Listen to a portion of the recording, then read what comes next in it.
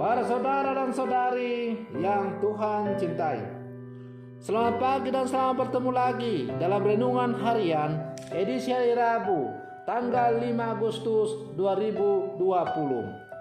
Mengawali hari yang baru ini, kita hendak mendengar dan merenungkan sabda Tuhan. Marilah sebelum kita mendengar dan merenungkan sabda Tuhan, kita berdoa.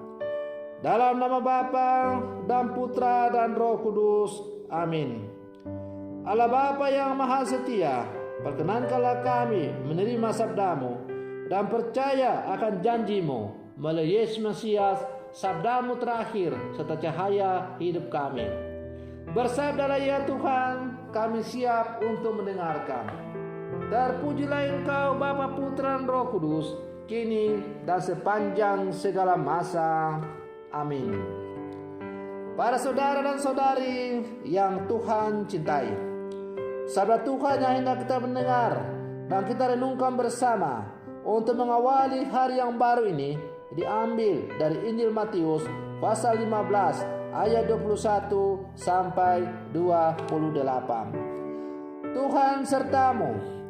Inilah Injil Tuhan kita Yesus Kristus menurut Santo Matius. Pada suatu hari, Yesus menyingkir ke daerah Tirus dan Sidon.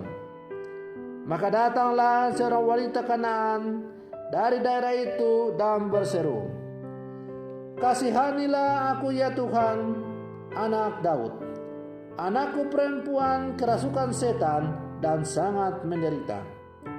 Tetapi Yesus sama sekali tidak menjawab. Lalu para murid Yesus datang dan meminta kepadanya, "Suruhlah wanita itu pergi, sebab ia mengikuti kita," sambil berteriak-teriak. Jawab Yesus, "Aku diutus hanya kepada domba-domba umat Israel yang hilang." Tetapi wanita itu mendekat dan menyembah Dia sambil berkata, "Tuhan, tolonglah aku." Yesus menjawab, "Tidak patut mengambil roti yang disediakan bagi anak-anak dan melemparkannya kepada anjing." Kata wanita itu lagi, "Benar Tuhan, tetapi anjing pun makan rema-rema yang jatuh dari meja tuannya."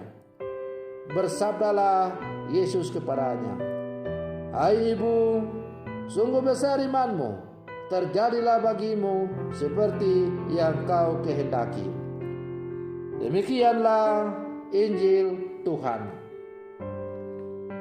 Para saudara dan saudari yang Tuhan cintai, iman perempuan Kanaan yang diceritakan dalam Injil Matius sebagaimana yang kita dengar dalam bacaan Injil tadi sungguh luar biasa. Dia berseru dengan penuh keyakinan ketika datang kepada Yesus. Seruannya ialah, "Kasihanilah aku ya Tuhan, anak Daud, karena anakku perempuan kerasukan setan dan dia sangat menderita." Melihat imannya yang begitu besar itu, Yesus tergerak oleh belas kasihan dan menyembuhkan anaknya. Meskipun kelihatannya kalau kita membaca dan mendengar dengan baik bacaan Injil tadi, pada mulanya seakan-akan Yesus itu membiarkan perempuan itu dengan bersikap acuh tak acuh. Tetapi oleh karena iman perempuannya begitu teguh dan membuat dia tidak menyerah, ia terus memohon pertolongan Tuhan. Maka akhirnya iman yang sungguh luar biasa dari perempuan itu membawa keselamatan. Ialah anaknya disembuhkan. Mujizat terjadi karena iman dan harapan yang dimiliki, baik secara personal maupun kolektif. Para saudara dan saudari yang Tuhan cintai, peristiwa Injil atau cerita tentang iman perempuan Kanaan yang sungguh luar biasa yang kita dengar hari ini mengajak kita untuk saling mendoakan baik sebagai anggota keluarga, komunitas, maupun anggota gereja dan masyarakat. Sebagai umat, baik itu ibu, bapak, anak-anak, siapapun kita diajak untuk saling mendoakan dengan meneladani iman perempuan Kanaan dalam bacaan Injil hari ini. Sejarah Katolik membuktikan bahwa tidak sedikit kaum wanita dan para ibu menunjukkan keteguhan iman dan berjuang untuk kebahagiaan dan keselamatan umat manusia. Para saudara dan saudari yang Tuhan cintai, kita semua yang hidup di zaman sekarang adalah murid-murid Yesus.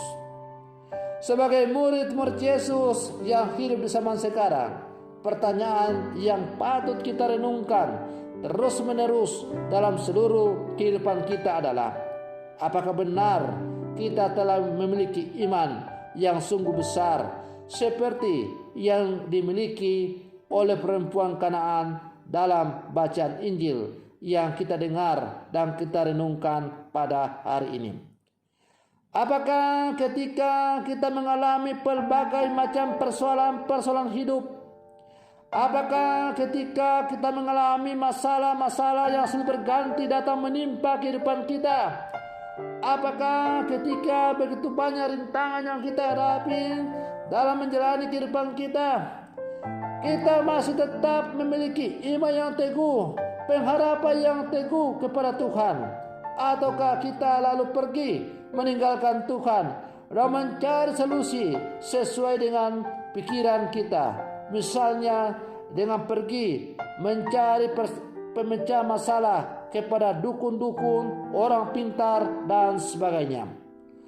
Para saudara dan saudari yang Tuhan cintai, kita diajak untuk mencontoh teladan iman perempuan Kanaan tadi. Meskipun pada mulanya seakan-akan Yesus mengacukan perempuan ini dengan berpura-pura tidak mengubris permohonan dari perempuan Kanaan itu.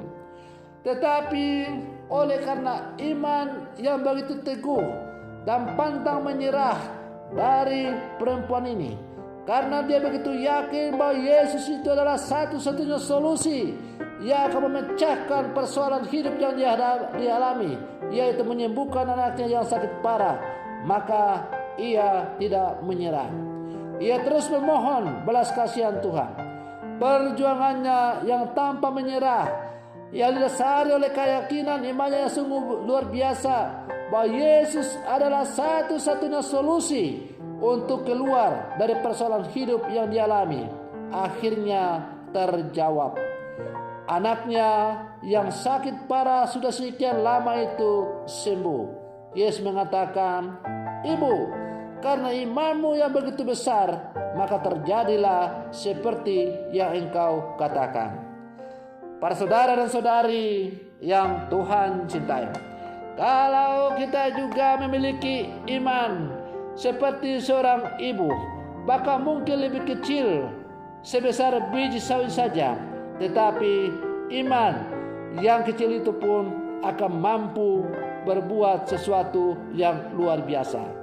Karena Yesus sendiri mengatakan, kalau kamu memiliki iman sebesar biji sesawi saja, maka kamu bisa memerintahkan gunung ini pindah ke tempat yang lain. Maka kalau betul kita memiliki iman yang teguh dalam perjalanan hidup kita, maka apapun persoalan hidup yang kita alami, apapun rintangan hidup yang kita alami, tidak akan mampu untuk kita selesaikan kalau kita tidak bersandar kepada Yesus.